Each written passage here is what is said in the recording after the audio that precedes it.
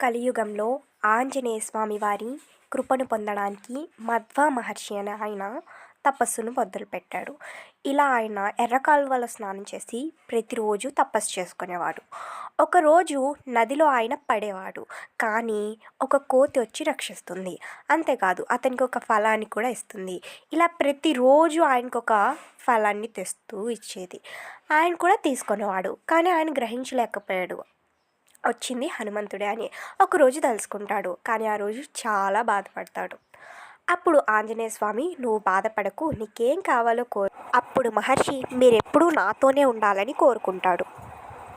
అప్పుడు ఆంజనేయ స్వామి మధ్వ మహర్షిని అర్జున వృక్షంగా, అంటే తెల్ల మద్ది చెట్టులాగా అవతరించమని, తనతో పాటే తాను కూడా అవతరిస్తానని శ్రీ మధ్య ఆంజనేయ స్వామి పేరుతో ఇరువురు లోకానికి పరిచయం అవుతారని తెలుపుతాడు. చెప్పిన విధంగా